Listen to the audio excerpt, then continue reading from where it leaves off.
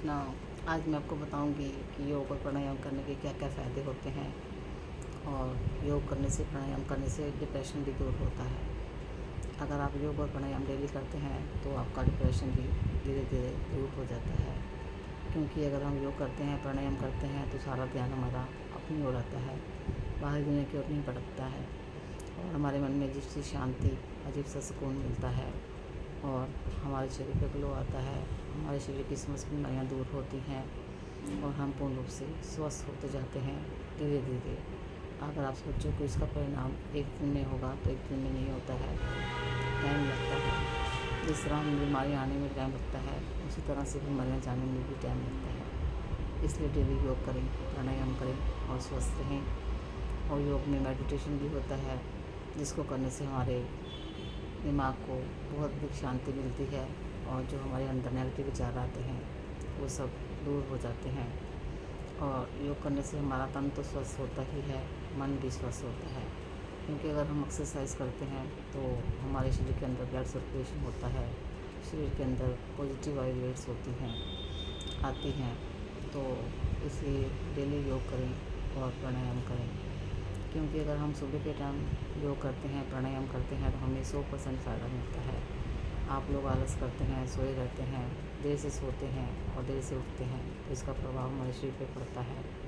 कहते हैं कि हमेशा सूर्य उगने से पहले ही उठ जाना चाहिए, बिस्तर को त्याग देना चाहिए। पर लोग देर रात तक काम करते रहते हैं और फिर देर सुबह लेट ही उठते हैं। और जल्दी उठेंगे तो आपका शरीर जल्दी अच्छा होगा। अगर आप सोते रहेंगे तो आपके शरीर के अंदर कई बीमारियाँ आ जाएंगी और कई तरह के आपको हेल्थ इश्यूज़ हो जाएंगे। तो इसलिए डेली योग करें और प्राणायाम करें तो इससे आपको बहुत अधिक फ़ायदा होगा। और इसके साथ ही आप खाने का खास ध्यान रखें। सुबह उठते सार ही आप 4 गिलास पानी पिएँ। और अगर आप तांबे के गिलास में पानी रख के पी सकते तो और भी अच्छा है। तो सुबह उठते सार ही अगर आप 4 गिलास पानी पिएंगे तो आपका पेट साफ़ हो जाएगा। और अगर आपका पेट साफ़ होगा तो आपको बीमारियाँ नहीं आएंगी, क्योंकि सारी बीमारियाँ हमारे पेट संबंधी होती हैं।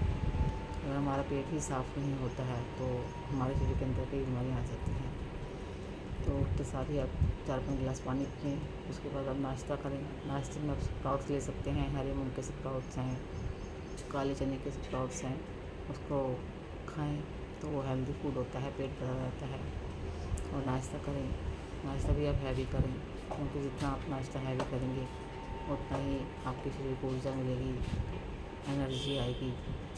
तो आप छाछ भी पी सकते हैं। दोपहर के लंच में आप छाछ लें, एक सब्ज़ी लें, हरी सब्ज़ी लें, दाल लें और सलाद लें।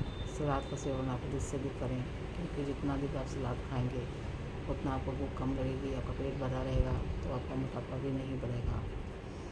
और मोटापा तो सब बीमारियों की जननी है। अगर आपका मोटापा है तो आपको कई बीमारियाँ हो जाएंगी, जिससे आपका निकलना मुश्किल हो जाएगा। इसलिए अपने वेट को हमेशा कंट्रोल में रखें। जैसे आपकी हाइट 5 फुट 3 इंच है, 4 इंच है, 4 इंच है तो आप 12 पंजे 60 + 4 64 किलो का वज़न होना चाहिए। ज़्यादा वज़न होना अच्छा नहीं होता है। और आप डेली सैर करें, डेली योग करें, प्राणायाम करें और ये मुद्रा लगा लें। अंगूठा और तीसरी उंगली को दबाएंगे तो आपका मोटापा कम होगा। इसका अभ्यास आप 1 घंटा कर सकते हैं पूरे दिन में। और मौसमी फल सब्जियां खाएं और शाम को थोड़ा सा भोजन में स्नैक्स ले लें हल्के फुल्के। और एक दोपहर को आप फ्रूट खाएं।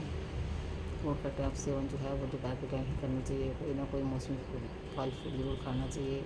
अगर आपको कब्जी जाती है तो पपीता खाएं। और आजकल तो आम आया हुआ है, आम में एनर्जी बहुत ज़्यादा होती है, तो आप आम खाएं।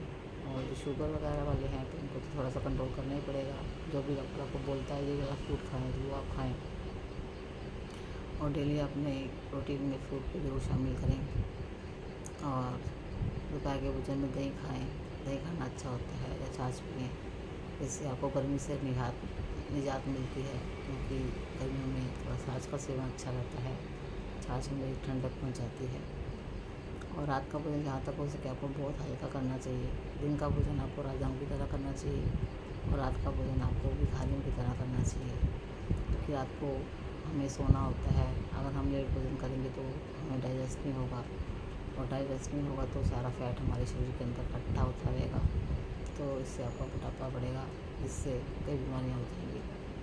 और पानी जो है आपको बैठ के ही पीना है, खड़े होकर नहीं पीना है, क्योंकि खड़े होकर पानी पीने से आपके घुटनों में दर्द रहता है।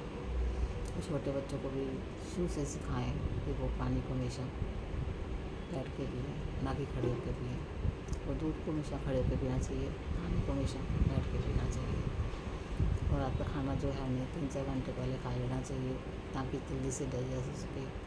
हो सकता है खाना खाने के बाद आप सैर करने जाएं। अगर आप सैर करने नहीं जा पाते हैं, टाइम नहीं है आपके पास, तो वज्रासन में बैठ जाएं।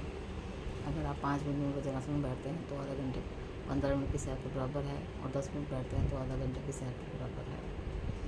तो इस प्रकार आप इन चीज़ों का फॉलो करते हैं तो आपका मोटापा हो ही नहीं सकता है कि बढ़ जाए।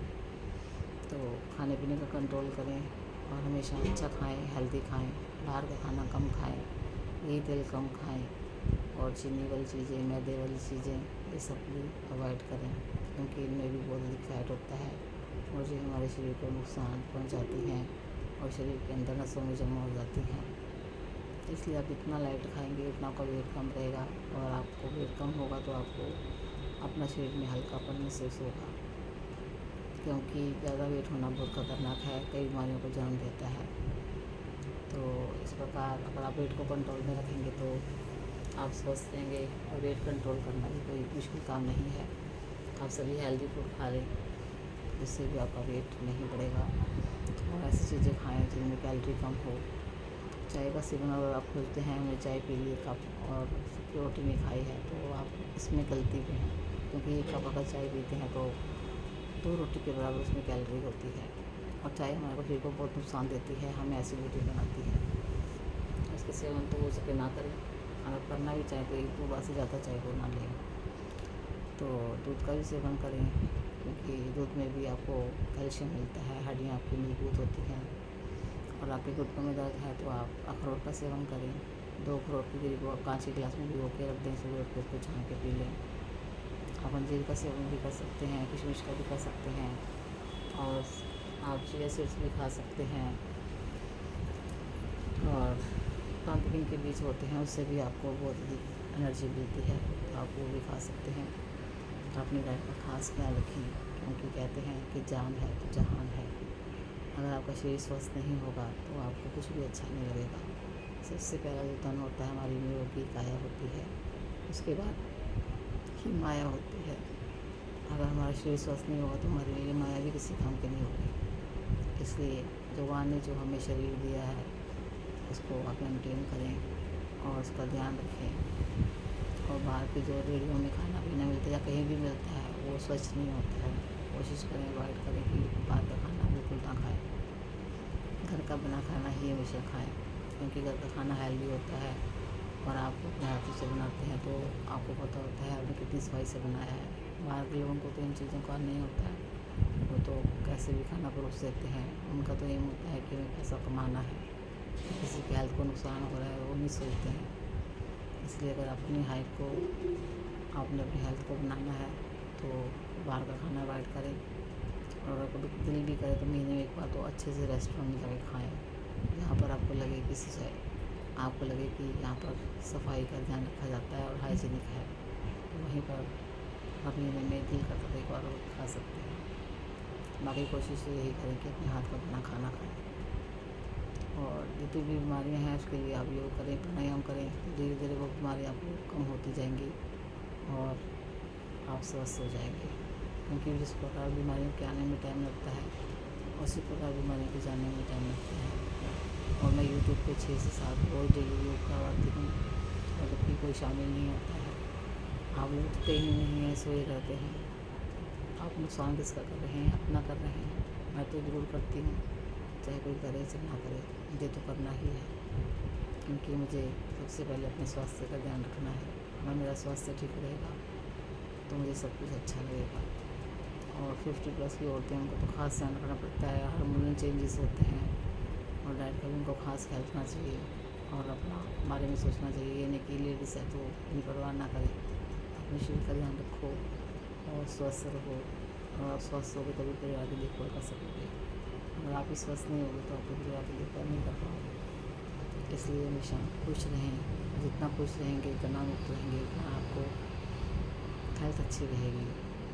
और अगर आपको मेरा वीडियो पसंद आए तो please like, subscribe, comment, share और शेयर करें। ये छोटा सा वीडियो मैंने आप लोगों के लिए बनाया है और आप इसे प्लीज़ ज़रूर देखें। टाइम निकाल के 10 मिनट का है। बाय। हरे कृष्ण। आपका दिन शुभ हो।